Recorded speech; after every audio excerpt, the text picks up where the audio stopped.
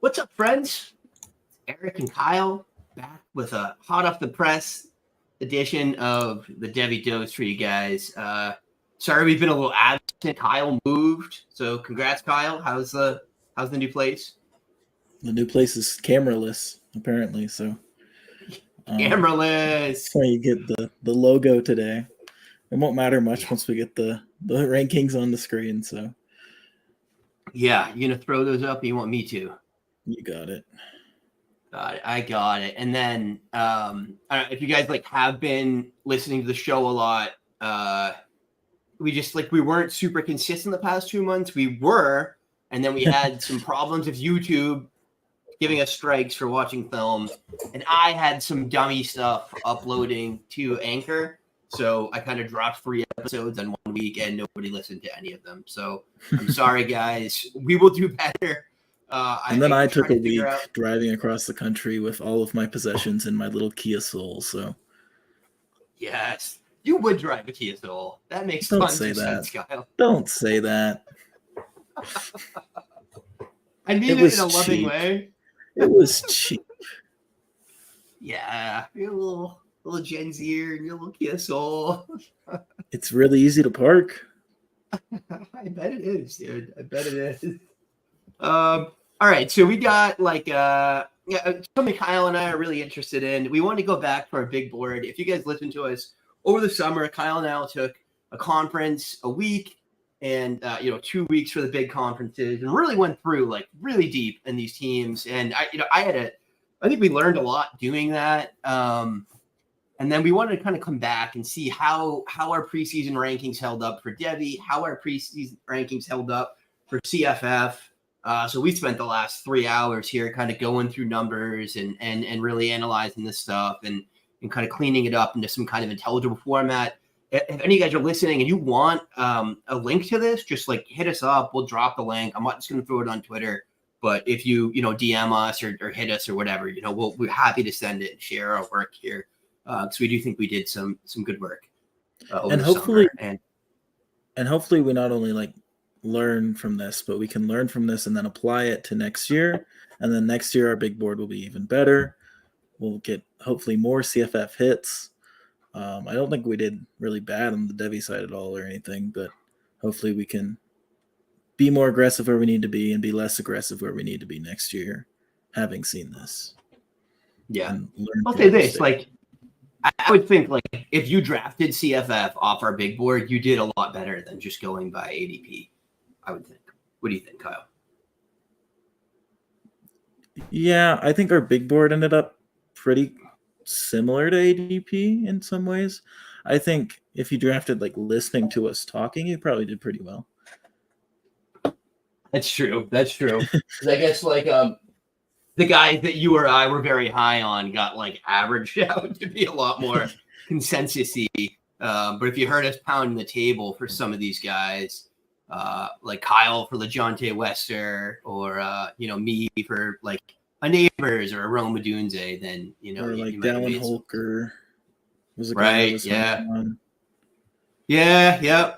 How do we get him higher? And I was like, hey, who are you going to put him ahead of? You're going to put him ahead, And in fact, we should have put him ahead of everyone. So that's what we want to do here. So Kyle, looking at this, going through this, I guess, let's talk CFF first, right? What do you think worked well? Where do you think we fell short? What rankings were you particularly proud of? And what lessons did you gather out of kind of re-ranking all this stuff now for CFF and really looking at the production? Yeah, I think one of the things that plagued us, especially at quarterback, that's kind of where I'm looking first. We kind of just said oh, this guy was really good last year. He's going to be really good again. Right. And that clearly did not happen with Frank Harris. I mean, Austin Reed, even to an extent, obviously he was still very, very much serviceable. KJ Jefferson, we didn't really account enough for the offensive coordinator change in Arkansas.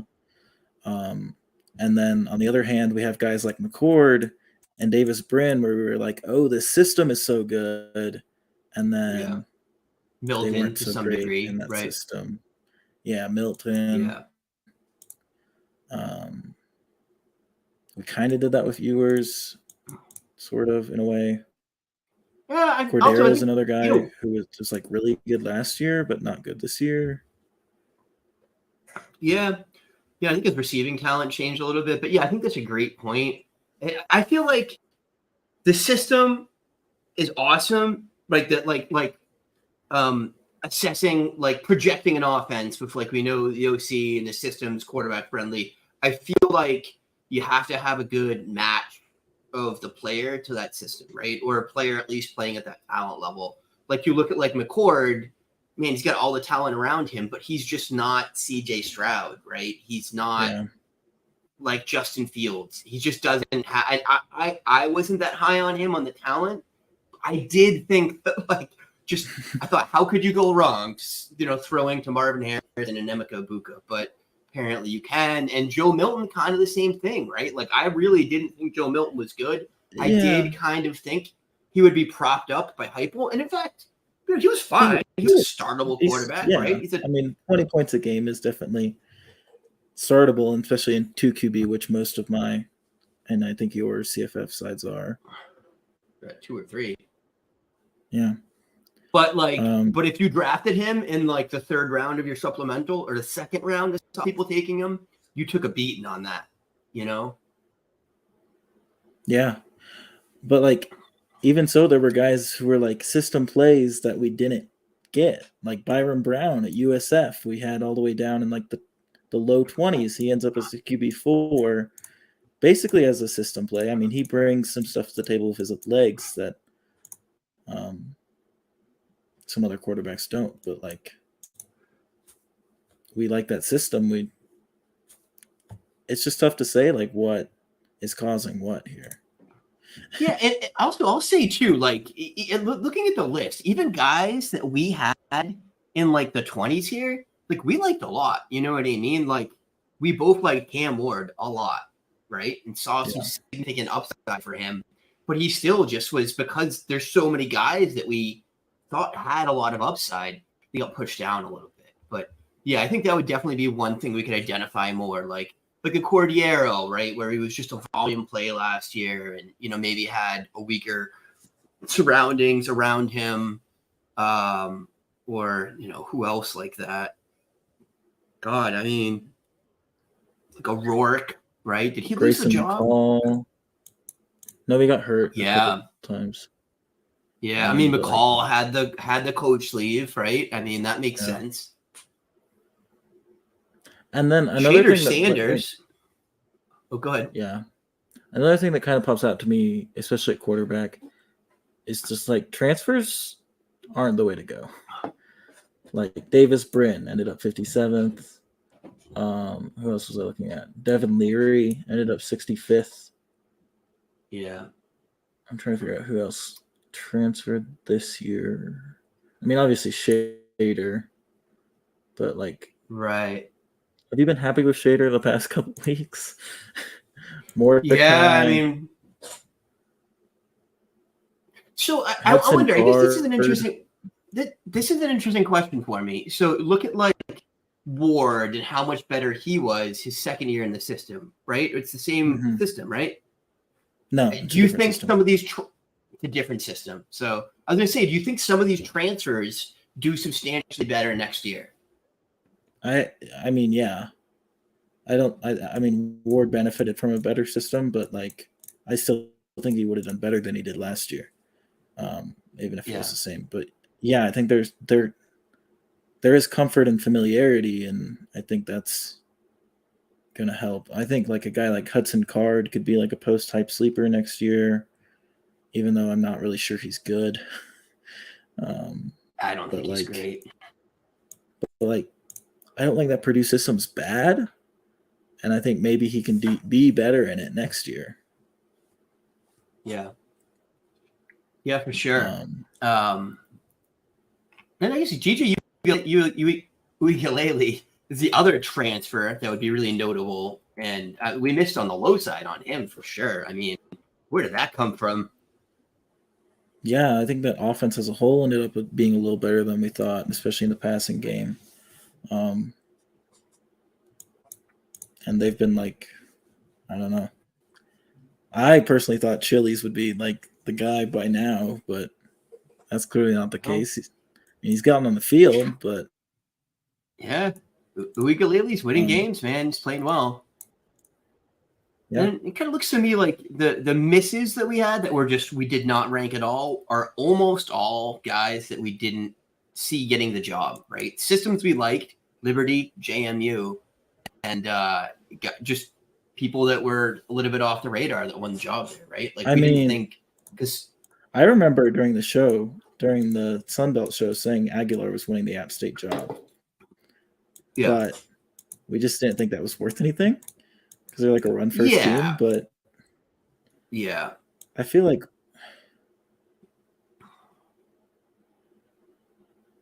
the Liberty JMU conference. Was I not here for this one? Was this the one I missed? Maybe. Liberty and JMU? Maybe. I think so. I would have ranked Salter.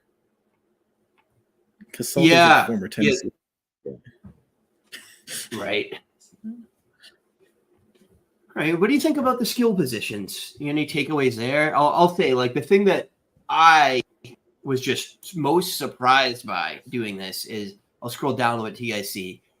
It was almost 40 of the top 72 wide receivers we didn't have ranked. And a few of them were just, it was a different guy from the team that we thought. Guys like Todd Washington, or we missed, we didn't get to the ACC, right? So, we missed a few guys there.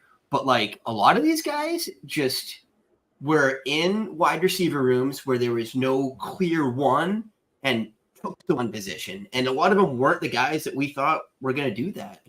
Or there were systems that really outperformed. But guys like Lincoln Victor, we liked Washington State. We just thought it was going to be Sheffield, right? Like Boise State, we knew it was going to be somebody there, but we had no idea who.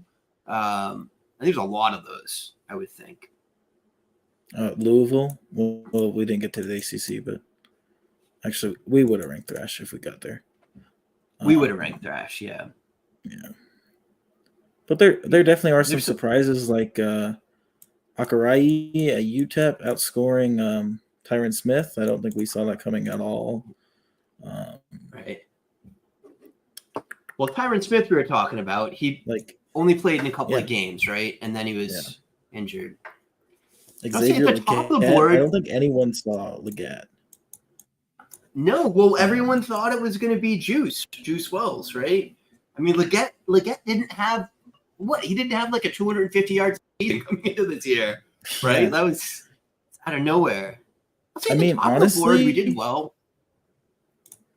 Honestly, of like all these guys who aren't ACC guys, like the only ones I heard anybody talking about are like Joey Hobart as like an interesting play. Yeah, I have Hobart.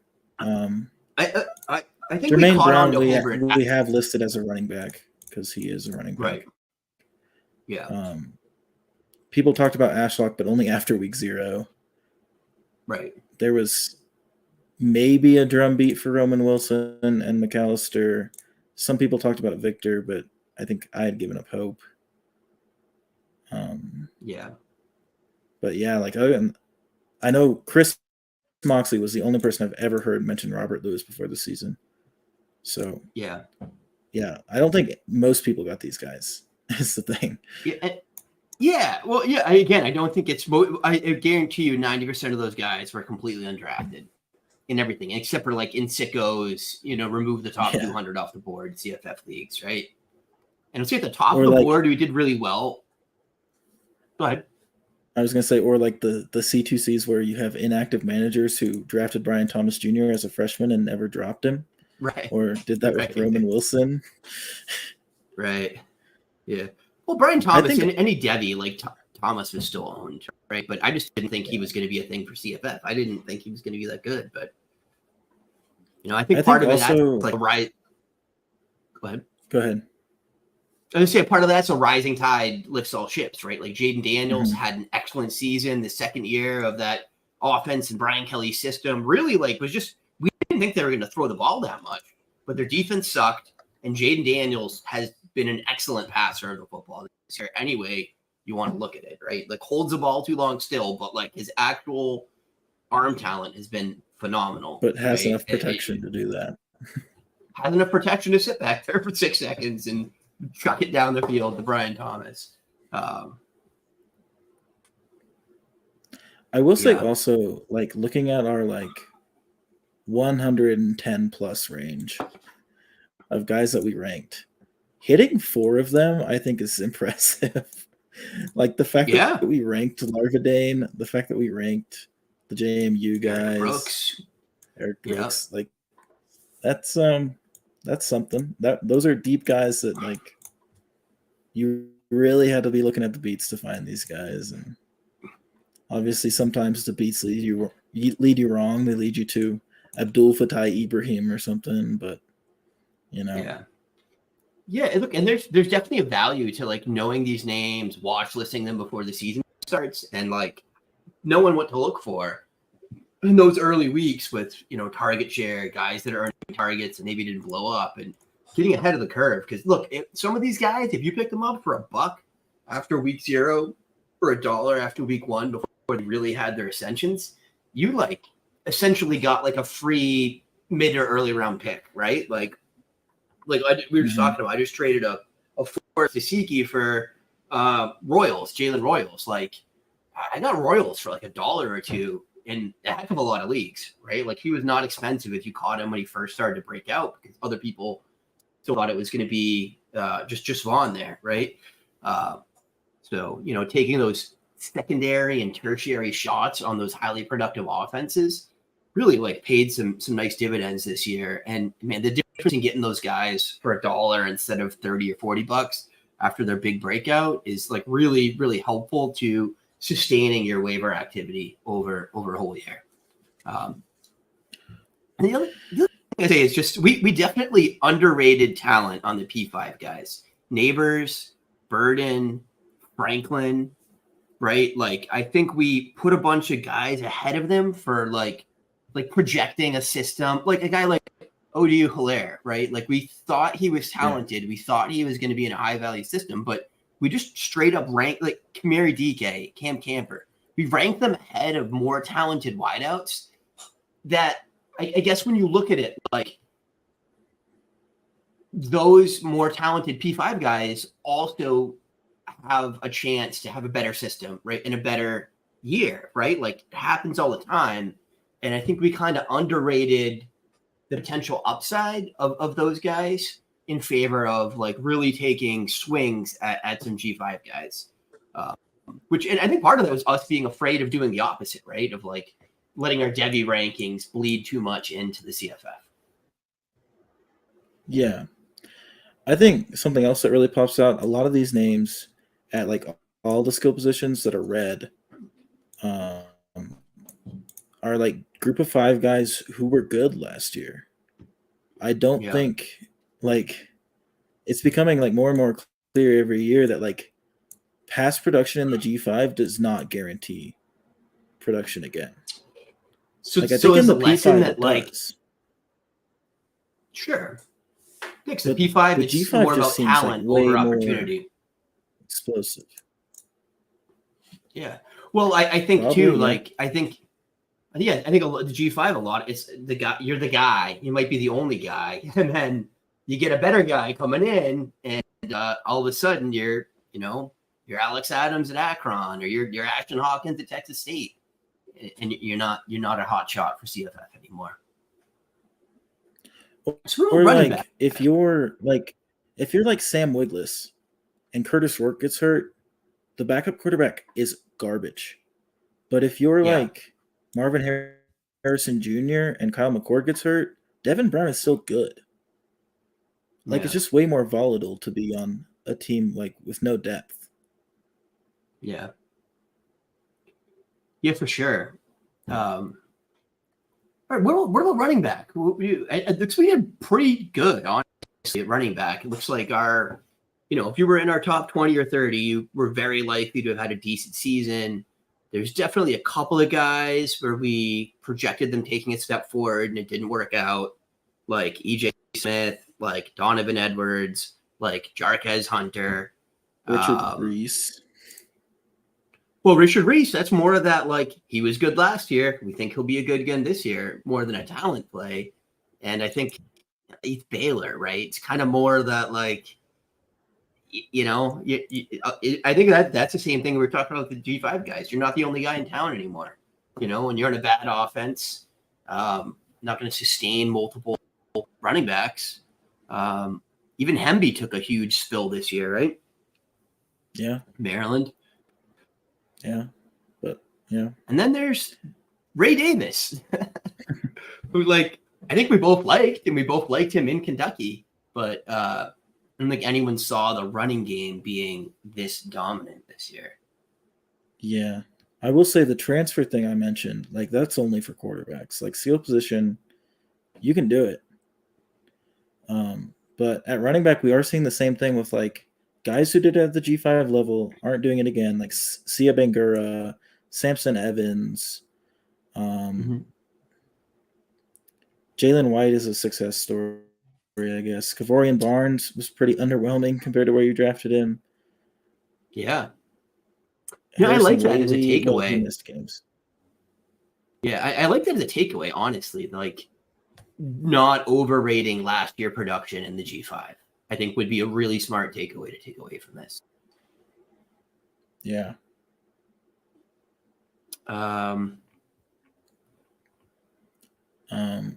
At tight end, I mean, I think we did honestly, good, I think we did great. We did great. Except just guys everyone got hurt. All of these guys, five of our top 6 got hurt. Brock Bowers got hurt too. He was just so good it doesn't matter. And then, like, these guys are all good, except for Mason Taylor. And then, like, we missed here, but, like, Loveland, Fairweather. Yeah, pretty damn good job. And again, you were talking up Holker the whole time. I was just saying, how do you put him ahead of some of these guys? Some of these guys we should have, for sure. Yeah, I don't know. Any other takeaways on the CFF side you got out of doing this, or how is this going to affect your process next year? Any other takeaways other than the not overrating the G5? I think for me, the thing I was saying about, like, talented wideouts that we think are NFL level talent that are coming back with the same supporting cast, I really think you can project them for that step forward in a bigger way than we did, right? And I think that's a lot of the significant misses there for CFF. How much does it help you in C2C? Those guys are all rostered, and I don't know, trading for, like, those junior wideouts is almost impossible. But on the CFF side, those guys were probably all underdrafted. I think another thing about, like, G5 guys particularly is, like, even if we see a coaching change that we think makes the offense better, I think we have to, like, not just immediately push them up for that, because this new coaching staff is going to have to come in and, like, scout all these guys. And so, like, a guy who like Ashton Hawkins, who was the wide receiver 1 at Texas State in this old system, goes to this new system that passes the ball more and isn't the wide receiver 1 anymore, because apparently this staff thinks these other guys are better than him. I don't think that's just a G5 thing either, though. Same thing happened at Washington State. Wisconsin sucked, but also kind of the same thing there, Victor right? was the wide receiver 1 at Washington State last year. Oh, was he? He's just hurt. Was hurt last year. Yeah. Yeah. I mean, Victor's like a 6th-year guy or something. Right. Yeah, and then I was going to say transfers up, except for Tez Walker, was generally a hard game to play this year, right? Like, Dante Cephas, nothing. Tyrese Chambers, nothing, right? Mm-hmm. Like T.T. G5 to Nothing. Sheffield, nothing. I mean, Dorian Singer, that's transferred to, a parallel transfer, nothing. Absolute trash, right? Zachary Franklin to Ole Miss, nothing. So I think that's another takeaway for me, right? Is like probably just pumping the brakes hard, unless you really think a guy is like a already shown an NFL level of talent. I don't think I think that's a bad investment to have made on any of those guys this year. Tez would have worked out for you, other than the NCAA sucking, being terrible. I think the not like G5 guys, but like the JUCO guys are worth a look though. Like Scatabo was still good this year. Wasn't Hobart No, Hobart was on Texas State last year. Benson burned us in that one.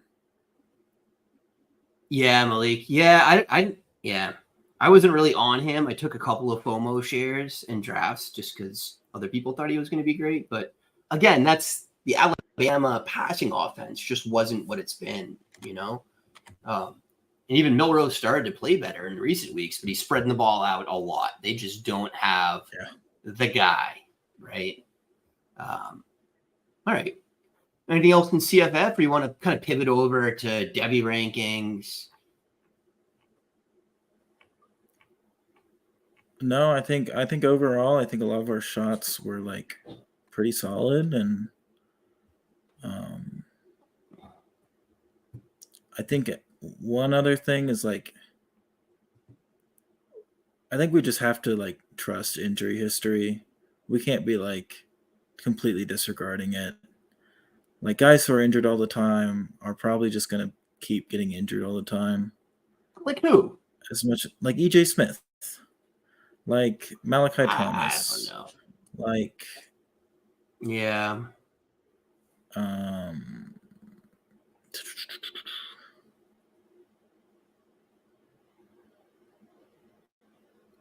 Didn't Holani get injured last year?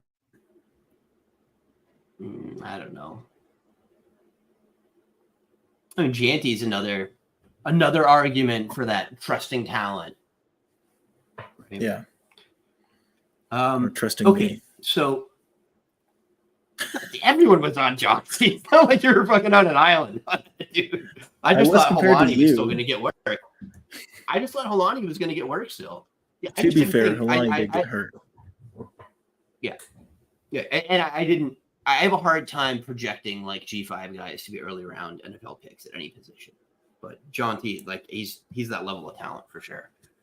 Right. So what you want to go position by position of the Devy rankings, and you know what sticks out to you, what's changed, what did you change in your rankings? Because I know I affected the change consensus rankings quite a bit, and I have reasons for that for sure. Sure.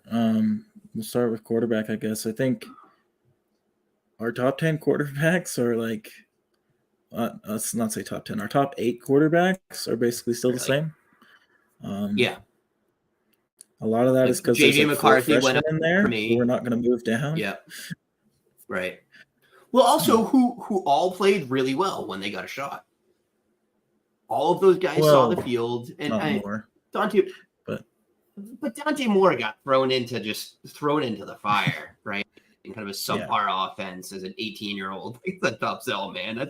I didn't bump him down. I was like, maybe give me the black box of Malachi Nelson at this point, but I don't think you can beat up Moore too much for what happened this year. I mean, if he played better, then if he played great all season, we would be like anointing him, right? As like he'd be QB Devy RB2.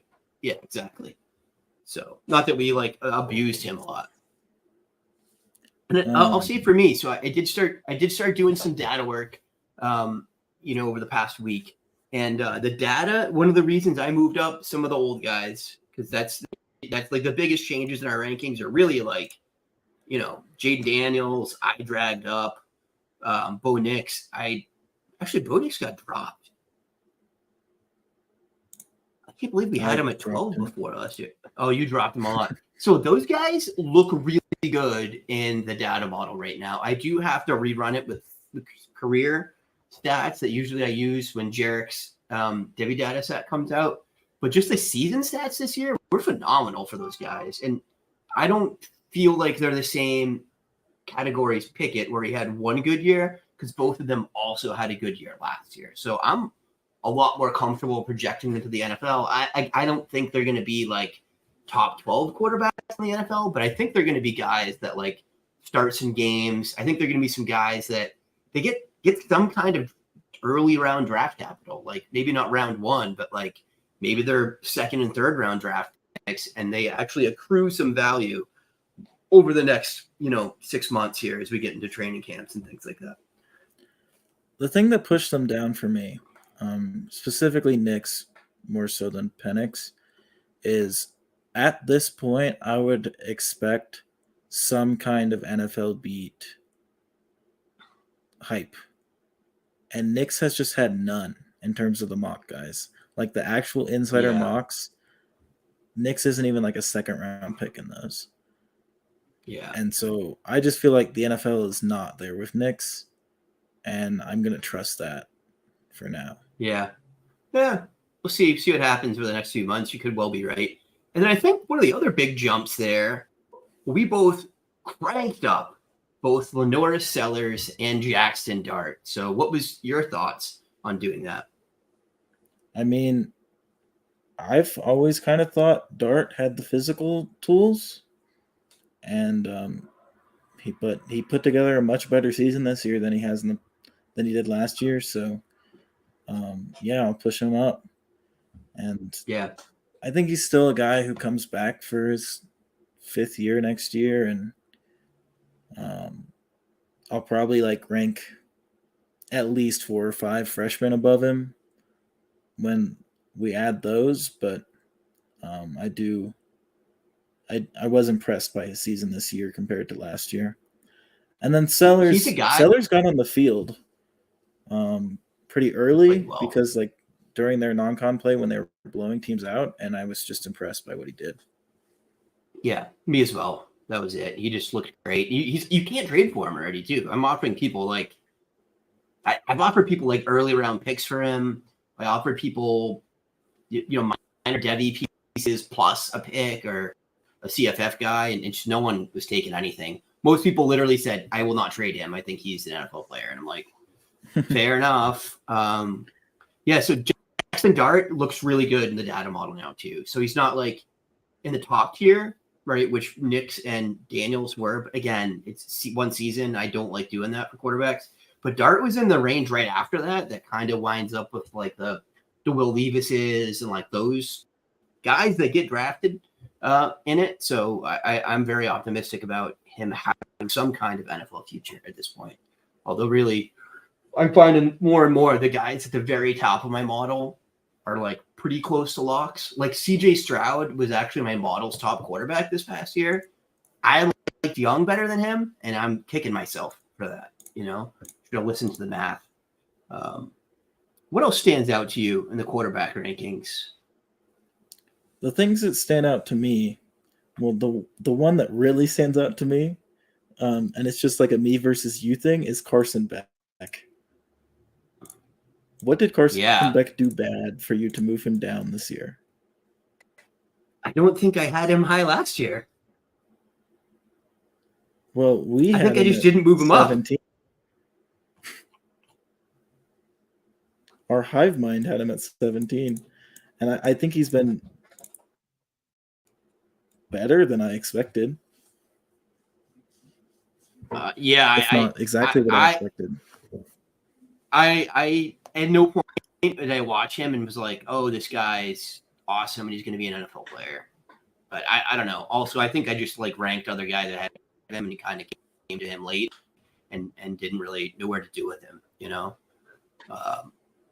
But yeah, I'm not out on him. I'm just also not all the way in on him, I guess.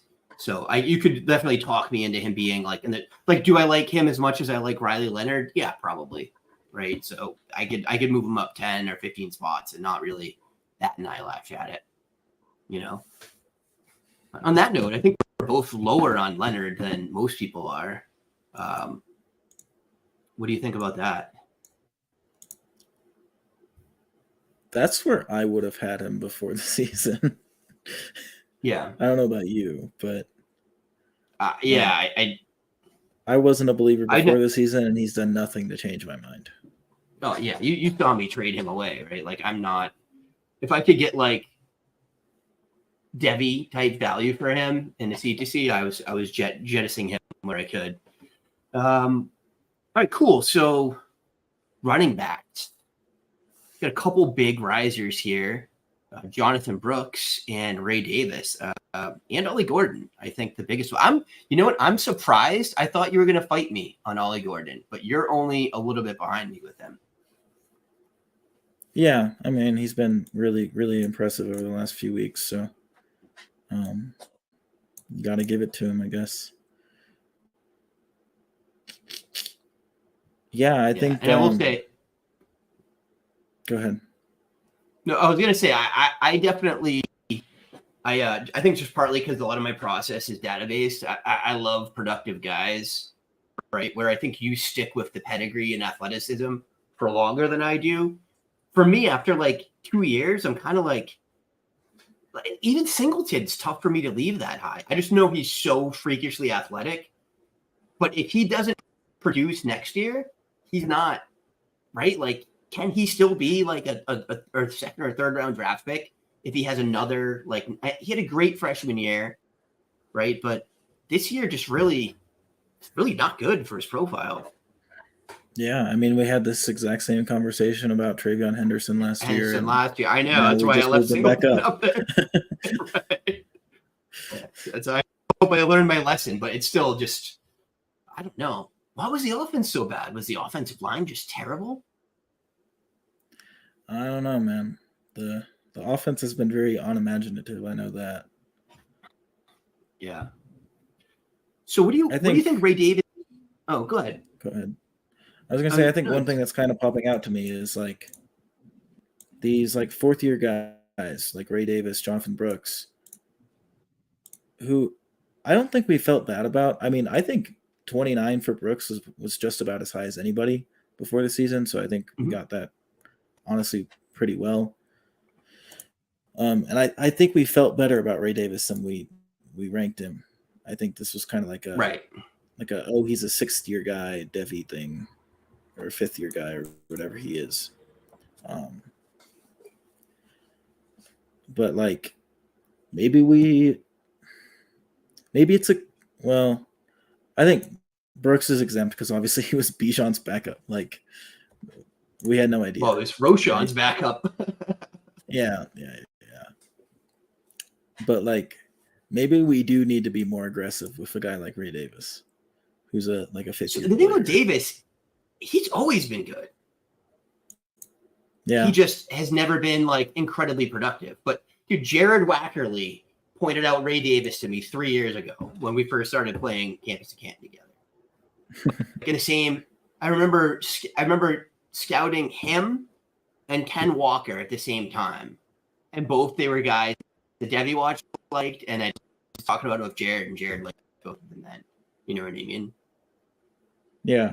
But also he's fucking old. Right? Who else stands out to you on the Devy running backs listing, or that you really wanted to talk about here?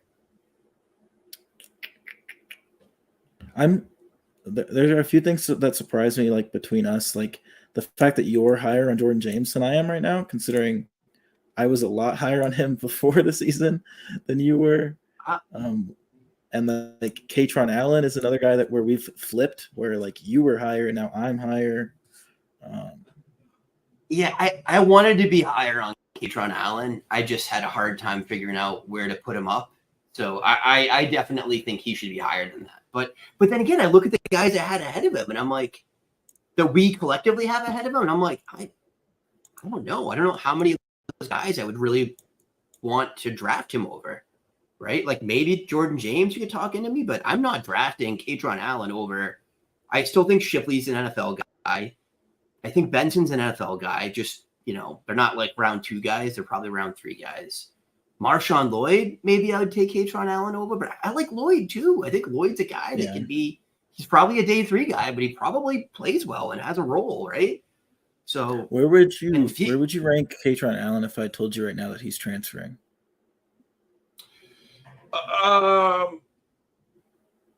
Gosh, so my problem with Allen is that I don't think he's incredibly athletic, right? But if he was transferring, I would be drooling over him for CFF. Okay. That's fair. And that's the thing that I'm like, I think he's a great player. And I do think he plays in the NFL.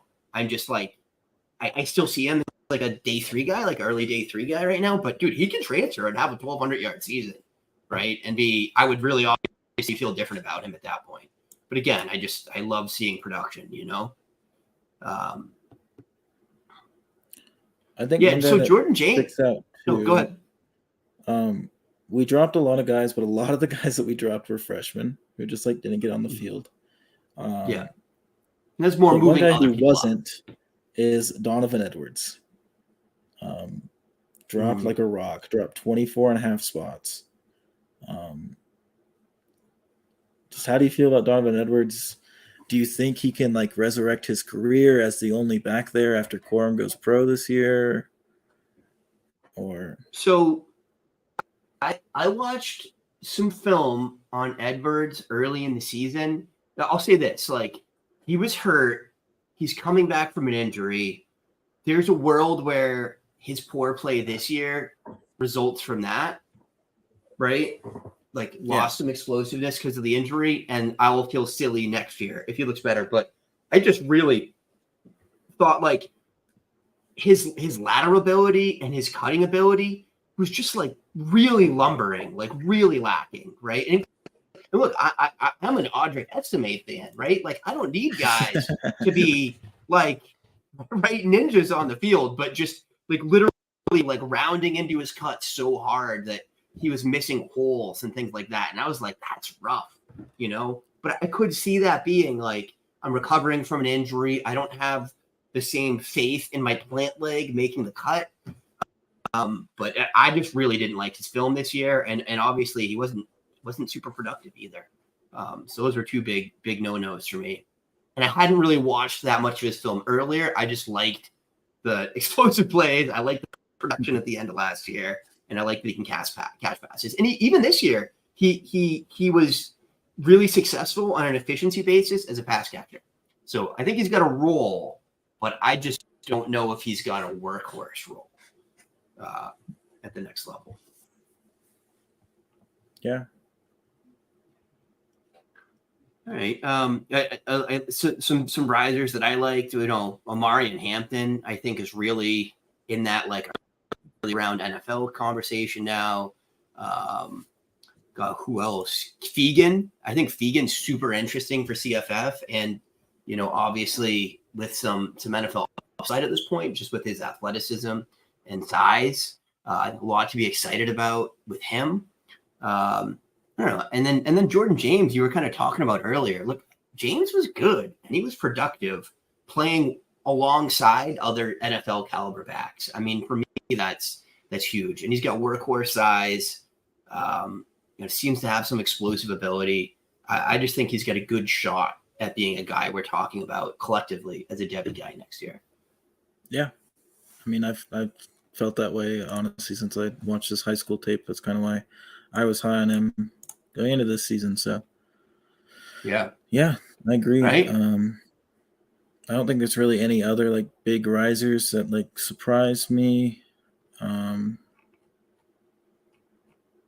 Yeah, I mean, a lot of the guys who like broke out this year, we kind of just put on the end of the list. Mm-hmm. Right. Jalen Wright, I think, is worth talking about. We didn't talk about him that much in the offseason, but he's looked great.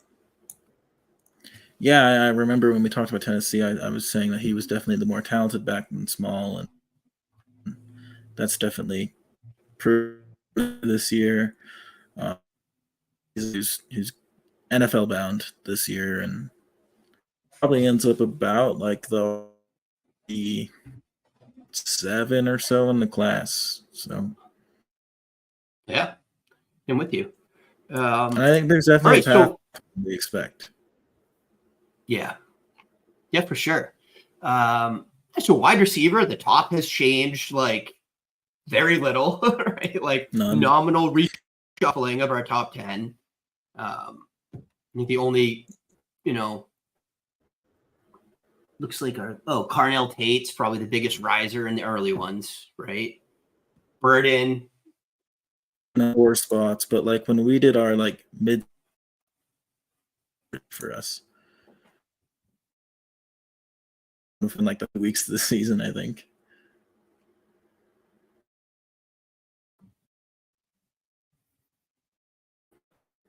You there?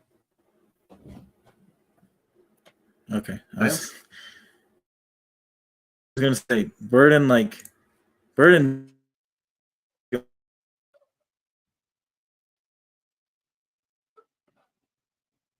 Yeah, I can't hear you, man.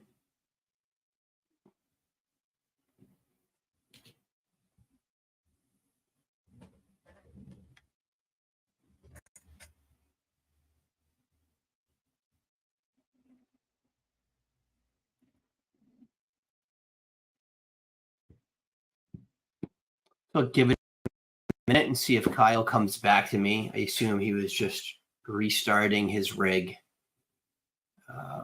There we go. There he is. I like heard you again Better? for a second, and then it was just like gone.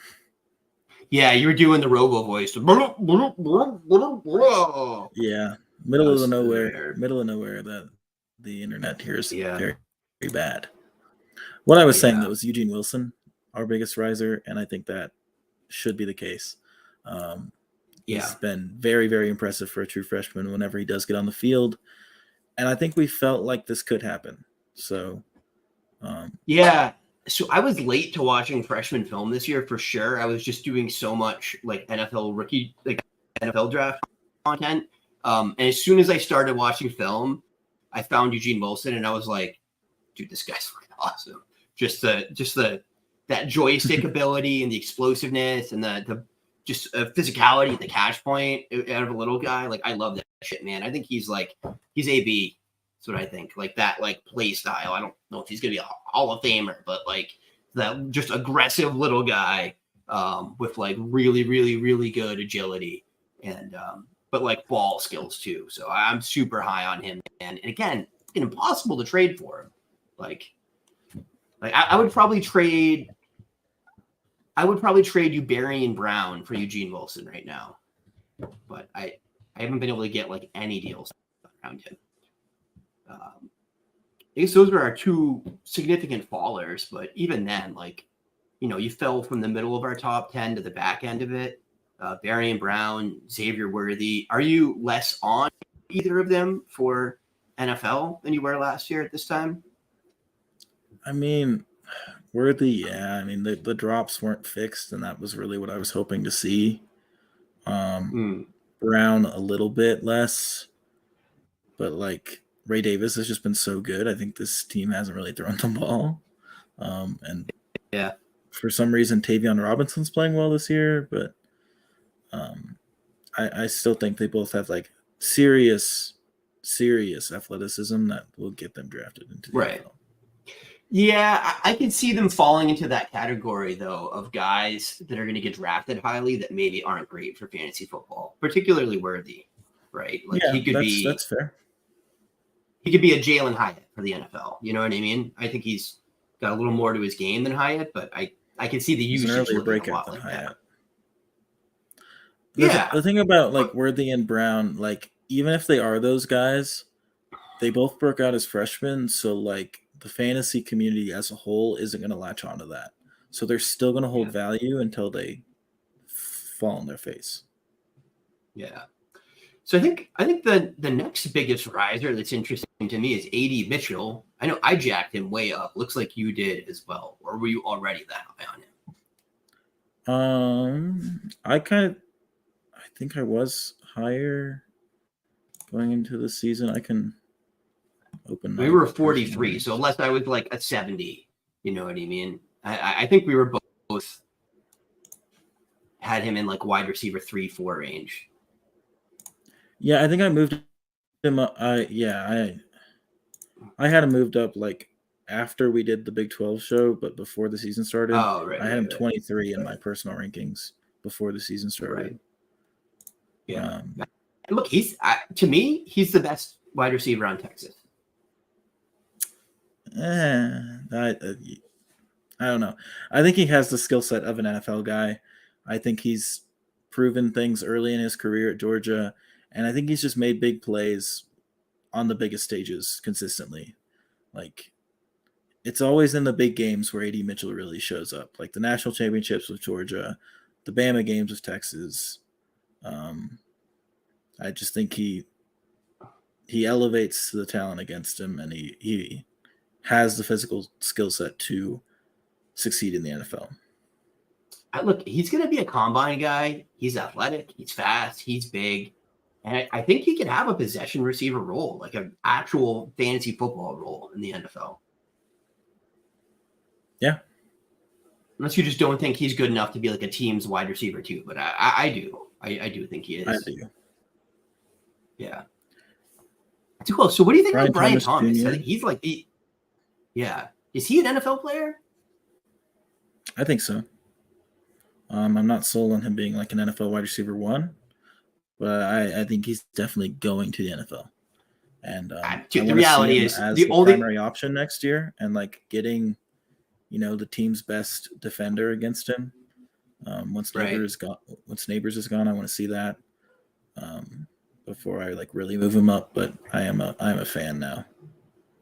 Yeah, I was gonna say, dude, like, there's maybe 5 guys on this list that are realistically going to be an NFL wide receiver one, right? Like, that have a shot at it.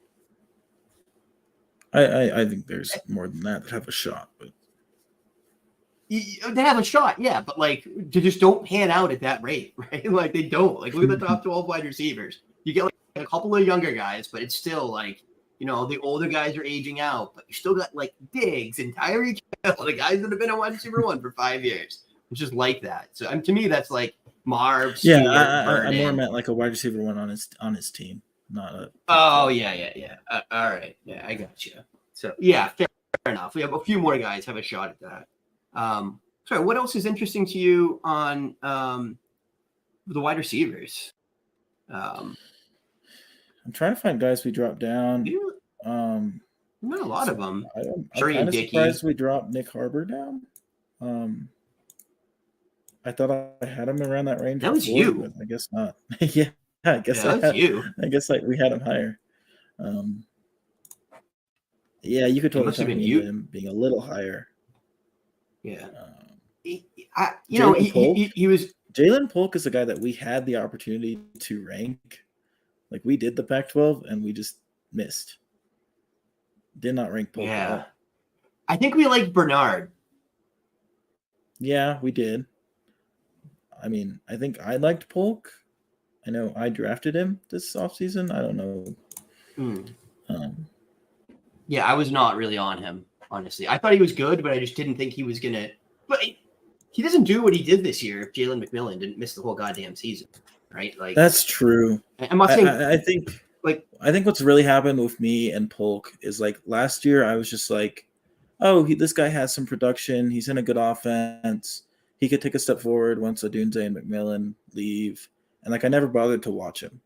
And then, like, this year I watched him and I saw a guy who has NFL traits and who has a large catch radius and is, like, a little kind of lanky, but runs good routes, like, makes extended catches. And I think that's what's really changed for me with Polk, is just having watched him. Yeah, fair enough. I haven't done a lot of film work on him, but man, I do love the production, and been consistent. He's been a consistent player. Good. So the only guys we really punished were guys that were kind of flyery, right? Anyways, Benson, Cordell Russell, right? Like, all these freshmen that were really high on. Dropped 20 spots. Yeah, I mean, these are like Dickey and Russell were like wide receivers, freshman wide receivers who like had these athletic traits and like hadn't necessarily put it on the field. Yeah. Dude, Dickey in high school film looks good, man. He's got some nice routes on there, I mean, it's highlight film, but he had a few nice plays I saw for sure. I did watch his film before I got into him. The thing that kills me about him, man, is they've had multiple blowouts where they've been like up by 40 points and like everyone else gets on the field but Dickey. It's alarming. Yeah, I mean, he's built like A.J. Brown, but he's just like not even on the field. So like, why does it matter? You have to be able to play wide receiver to be athletic. Yeah. Ja'Cory Brooks drops 40 spots. So does Dorian Singer. I think Brooks is a guy we should have had lower to begin with. Just still holding on to that pedigree, though. And also he was their best wide receiver last year. There was a world where he took a leap. I don't think it was crazy to have him high. It was just a lot of projection. And Dorian Singer, I feel like we might be overcorrecting on, honestly, because he's still got that 1,200-yard season on his resume. Right? Like that's. I mean, this year is just dark, but I still think an NFL team is going to see some trades. There's no chance of him getting day 2 capital. I mean, none. Unless he transfers again. And if he transfers again, he's got to sit, right? Unless he gets a waiver. But that's his move, right? Well, if you transfer again. Because he could, if he graduates before he transfers, he'd have immediate eligibility. Oh, that's true. So if he graduates and he goes and plays I don't know, one of these places that has a decent quarterback and no real wide receiver Arizona. one. Yeah. Arizona's even got. I mean, they got Badger and they got Tyson, right? Arizona, Arizona, not Arizona State. Yes. Yeah, I get the joke. Sorry. Slow on the uptake. Sorry, I'm slow. Yeah. Okay. Yeah, I got maybe 5 minutes left. Do you want to talk through tight ends a little bit? I think I mixed it up.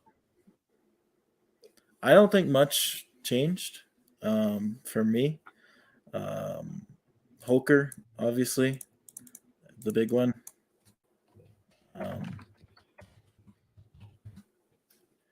So I dropped Oscar Dilp significantly because it's alarming to me that he couldn't be productive after Bowers went down. Why wasn't he able to at least get significant work? And he doesn't have to be Brock Bowers, but you couldn't get on the field and produce. That's alarming. I think he is. In terms of fantasy points, he's averaging 10 to 12 right now. In the last few games, at least the first, so maybe the past week or two he's done better, but for me, I last time I looked, he hadn't done much. So I was he's a sell for me. I still think he's a really talented player, and I think he was honestly flashing before Bowers even went down. He caught a couple of touchdowns and looked pretty good. 2 targets, 3 targets, 2 targets. Last week he caught a touchdown. He caught a touchdown against Kentucky. 2 targets and a touchdown. He had 50 yards once earlier in the season. So I guess not dead, but I mean, you take those touchdowns away. I don't know. I really wanted to see him step up, and I like Lucky a lot. It could not be Delp next year, or it could be Delp and Lucky in a tandem, I don't know. I don't think he's a lock, right? So not like I dropped him into the abyss. I made him top tight end, but yeah. The thing for me is I don't think there is a lock after the top 2. Yeah. So Deuce is productive, man. Yeah, but is he a tight end even? Is the question. True. Yeah. Colston Loveland's been excellent. Lachey was excellent when he was on the field. So I feel good about all those guys. I feel good about Nesbitt. Still feel pretty good about Conyers, although I really wanted to see him dominate, and he did not dominate.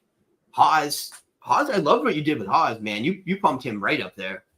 Yeah, I was surprised you didn't. I honestly, I didn't think about him until I saw your list, and then I was just not sure where to jam him in. But you wouldn't have to try hard to get him into the top 8. I could bump him ahead of Yosek for sure, And then I guess the one guy that we actually ranked him the same. Arliss Boardingham. I think we're gonna regret not having him in the top 12 right now. I'm honestly surprised we had him ranked before the season. Yeah, I think that's athleticism, man. Yeah. But yeah, I think he could be a real thing. And I think Amari Niblack is going to be a thing for the NFL too. He's just athletic. He's been productive. I think both those guys have like a significant NFL future. They just, they fit that profile, the hyper athletic, like, seam splitting, split them out wide, kind of tight end that I think the NFL does like. Yeah. Yeah. I think we've gotten a little burned by some of those guys recently, but Cubbits.